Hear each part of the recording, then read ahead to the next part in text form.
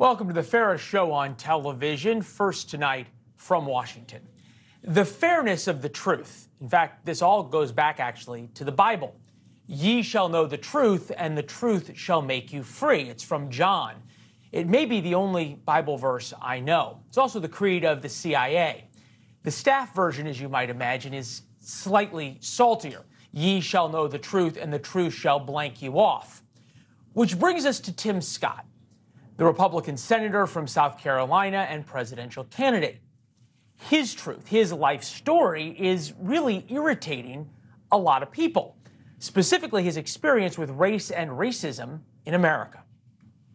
We live in the land of opportunity. We live in the land where it is absolutely possible for a kid raised in poverty, in a single-parent household, in a small apartment, to one day serve in the People's House, and maybe even the White House. We like to be fair here, so if everybody else gets their truth, Scott gets his too. But America isn't fair right now, especially for a black man talking about race. Scott's truth got him branded an Uncle Tom. Scott doesn't get his own truth because he must be stopped. Of all people, here is Barack Obama explaining why. I'm not being cynical about Tim Scott individually. If a Republican who may even be sincere in saying, I want us all to live together, doesn't have a plan for how do we address crippling generational poverty that is a consequence of hundreds of years of racism in the society, and we need to do something about that. That is the kindest of the criticisms of Scott's view of a non-racist America. The Obama comparison, though, is really important. Our friend Eric Erickson wrote a great breakdown of the two men's lives this morning. Here are the highlights. And these are objectively true facts. We'll go through them. Barack Obama, Irish background, Kenyan, raised by his mother, a white woman, born in Hawaii, moved to Indonesia as a child, attended private school in Hawaii. Tim Scott, descendant of slaves on both sides, raised by his single mother, a black woman, raised in the Jim Crow South, attended public school in South Carolina. Over the past years, we have been forced to celebrate, or at least accept, everyone's own truth. Not the truth that is objectively true or objectively fair, but everybody's personal version of it. You know, if you feel offended or aggrieved, then I have done something bad, not because I have done something bad, but because you feel that way, hence your truth. That's my explanation of it, but there's a better one. Here is the ladies of The View describing it. You know, I sat and I listened to everything you said. Yes. And I wonder why these conversations don't seem to be held with Republicans. All of the exceptional stuff you're talking about. And one of the reasons we continue to have new exceptionalism is because every time folks make 40 steps forward, they get dragged 40 steps back. The rules apply to everyone but Scott, who coincidentally is out of step with traditional Democratic talking points, as Whoopi Goldberg explained. The Democratic talking points are these.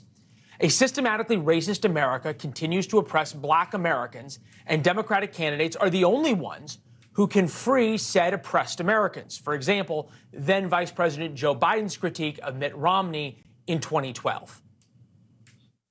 Romney wants to he said in the first 100 days, he's going to let the big banks once again write their own rules.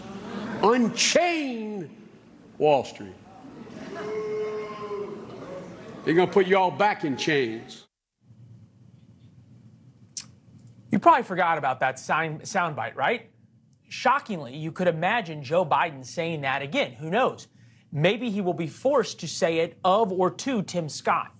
Scott follows in the footsteps of a few black Republican presidential candidates. Pizza chain owner Herman Cain, who had no political experience. Dr. Ben Carson, who made paint drawing appear exciting.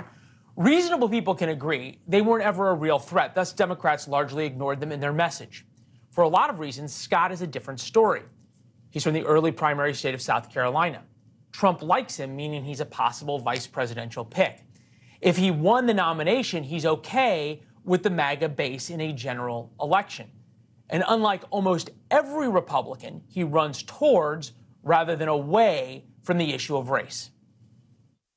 When I helped to rewrite the tax code in 2017, I focused on my growing up experience, which was a single mother. I cut her taxes. Single mothers like mine, average income around $40,000 by 73%. But you only one black senator out of 50. We're talking about progress. Right. There's only two on the other side. There's only two on the other side.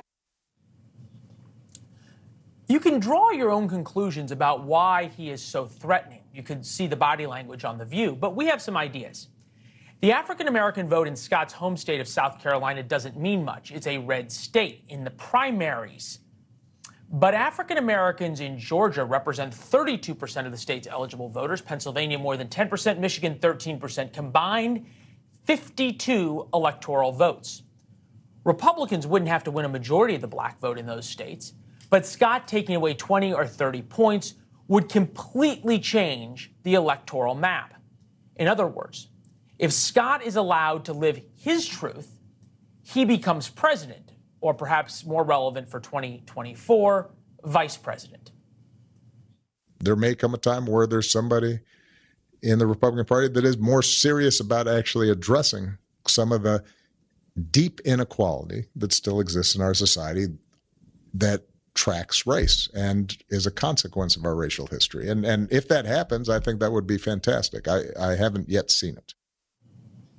And there it is. Scott's truth. His story challenges the Democratic dogma. Therefore, he must be stopped, if for no other reason than voters, especially black voters, exposed to Scott's truth, might believe it. Senator Scott's former staffer and personal friend DaQuawn Bruce joins us now, currently Executive Director of Concerned Communities for America. Obviously, it was a lot there. But one thing struck me about what President Obama said. He said, may even be sincere. Couldn't even take Tim Scott at face value. Absolutely. I will say, Senator Scott is one of the most thoughtful, compassionate, fair, and level-headed and rational leaders I've ever had the pleasure of knowing and working for.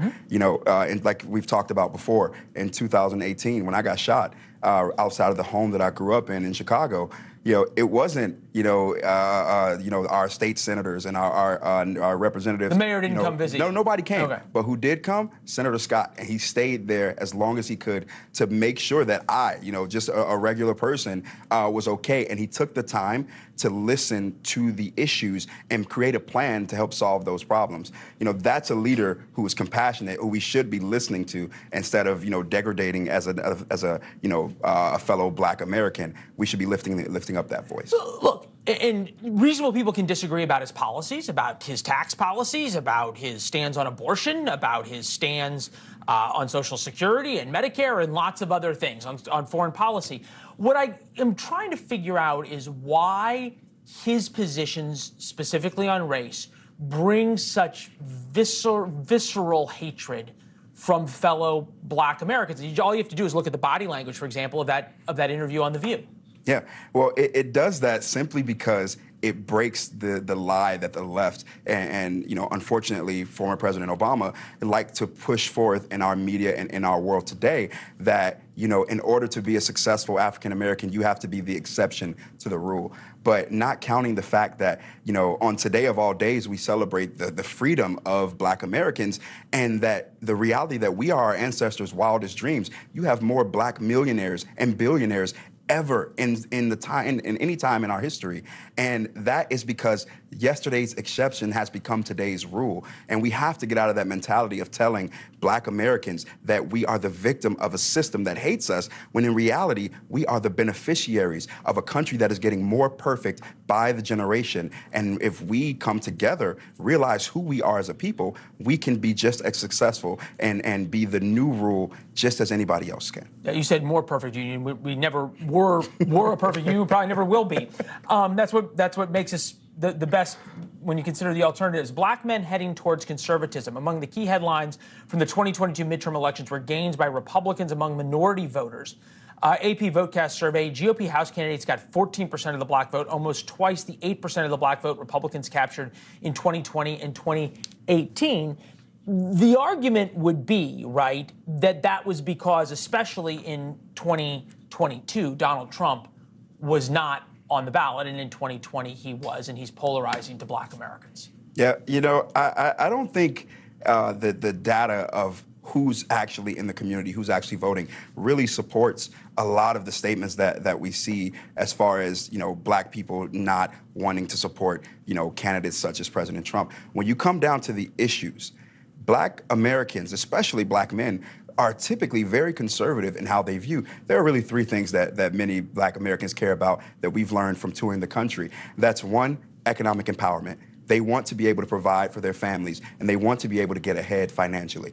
Two, they care about family. They care about having a wife and children, or having a nuclear black family and being able to provide for them. And three, many black Americans have very traditional faith values. Yeah. And if you can speak to them in those ways, then that's many candidates did. We saw that transition because those are what really matters to many black Americans. ... in Georgia and in North Carolina. Daquawn, it was great having you here. Thank you very much. We really appreciate it. We'll have you back. Thanks for watching. Go to newsnationnow.com to find NewsNation on your television provider. And don't forget to subscribe. Click the red button to get more of NewsNation's fact-driven, unbiased coverage.